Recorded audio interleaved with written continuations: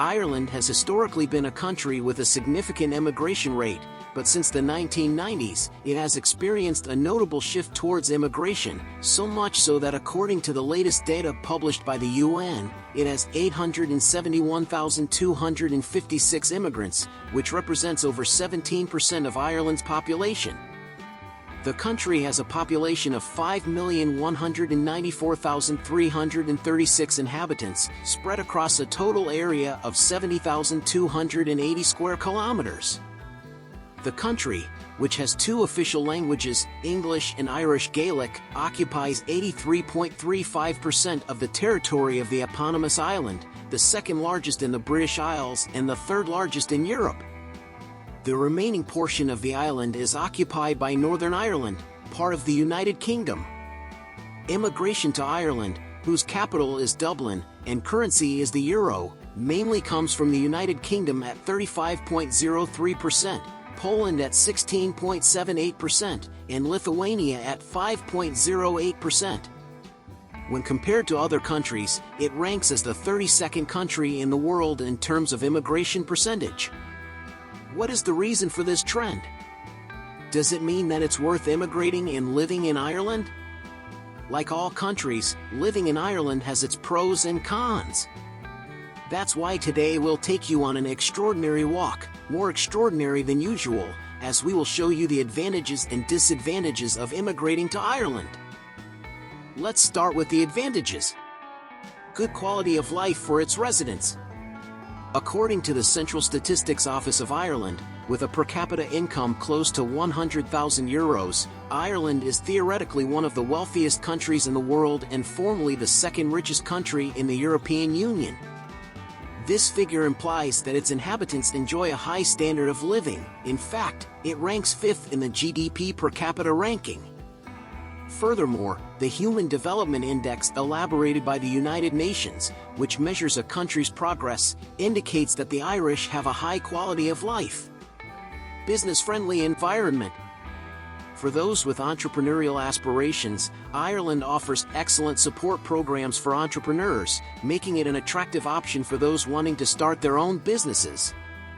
If the reason for moving to Ireland is business-related, it's worth noting that Ireland ranks 24th out of the 190 countries in the Doing Business ranking, which evaluates countries based on the ease of doing business. For over 30 years, Ireland has been capitalizing on the circumstance that the United States allows its multinational corporations to locate their intellectual property in low-tax countries, facilitating the reduction of their taxable base and the diversion of taxation on profits to zero-tax havens. If you're enjoying our content, please give us a like and subscribe to the channel if you haven't already. Low level of corruption. Regarding the Corruption Perceptions Index of the public sector in Ireland, it has scored 77 points, indicating a low level of perceived governmental corruption among its residents. In its reports on Irish society, the Organisation for Economic Cooperation attributes a high level of trust in its government and administration by its citizens. Low unemployment rate. Ireland has significantly reduced its unemployment rate due to economic growth and job creation in various sectors.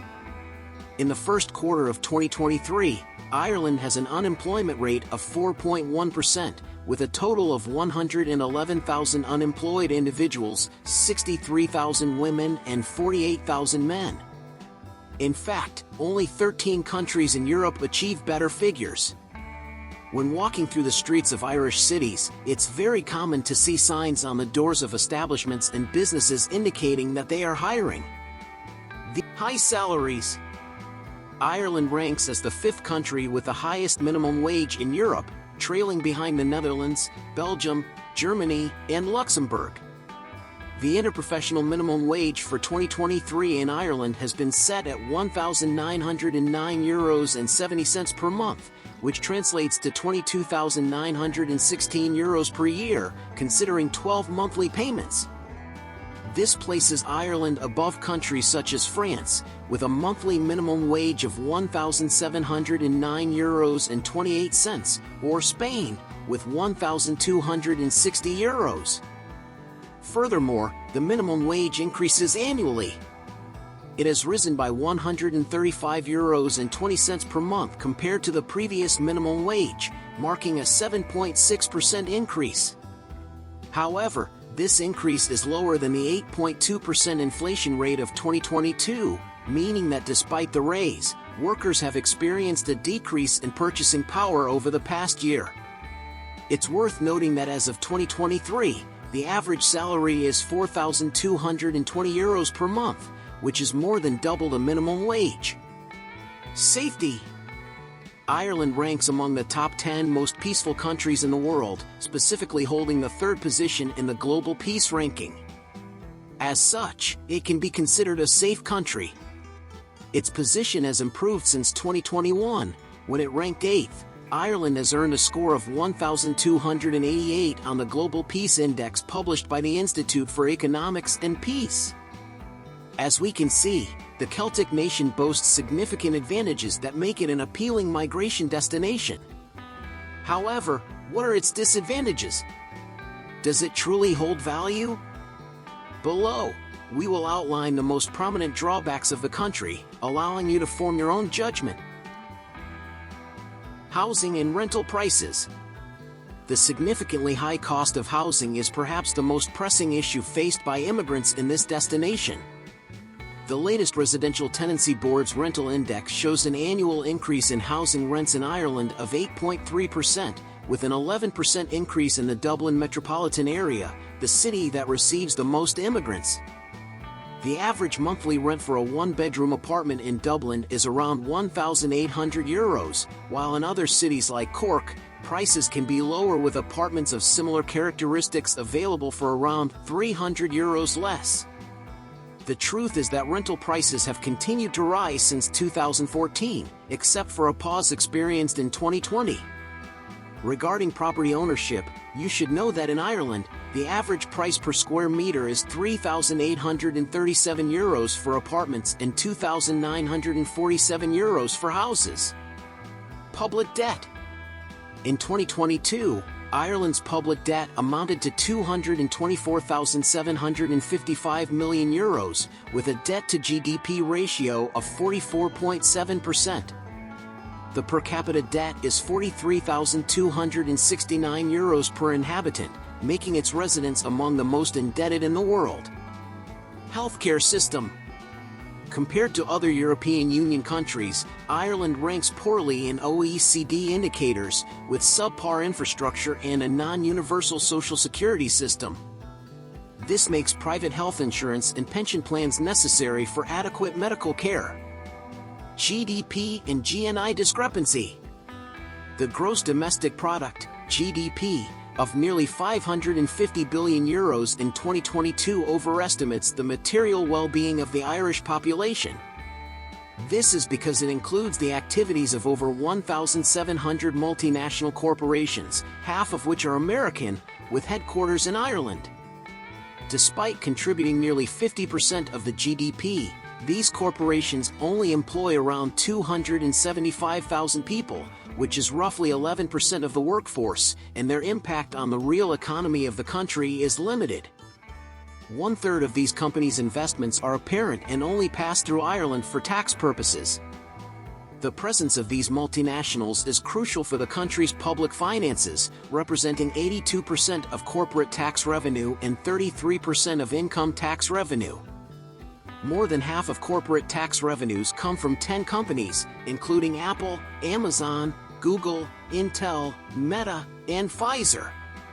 Corporate tax revenues have doubled in the last 3 years, reaching €22 billion. For these reasons, Irish authorities use indicators such as modified domestic demand or gross national income to assess the real economic evolution of the country. While in most European countries, GDP and gross national income values coincide, in Ireland, GNI currently represents 52% of GDP. Drug consumption issue in the capital. According to surveys conducted by the website Numbeo, visitors to the city of Dublin report that the issue of people consuming or trafficking drugs in the streets is significant. In fact, the Council of Ministers approved a new Citizens' Assembly on drug use in 2023 to address the significant harms associated with these substances. The practice of injecting drugs in public or semi-public places is something you can easily observe in the capital. In 2005, the Mayor's Commission on Crime and Policing highlighted the public perception of the problem, stating that it has become a distressing sight for members of the public who feel threatened by the evident drug abuse on the streets. This often leads to a perception of lawlessness. The reality is that this situation has worsened in recent years. In a public survey conducted by the Dublin City Council, antisocial behavior, including drug-related activities, was described as the worst aspect of Dublin. The climate. The climate in Ireland is another factor that many immigrants complain about, as it tends to be cold, windy, and often characterized by cloudy skies, creating a sensation of perpetual darkness for most months of the year. Winter starts on December 1st and ends on February 28th. During this time, temperatures vary between 2 and 8 degrees Celsius, occasionally dropping to 0 degrees Celsius, with a much colder wind chill factor. As you've seen, Ireland offers a wide range of advantages that make it a worthy option for considering as a destination to live. What do you think? Are you ready to pack your bags? In this way, we've reached the end of our extraordinary walk for today. If you've enjoyed it as much as I have, please give us a like and subscribe to the channel. Until our next adventure.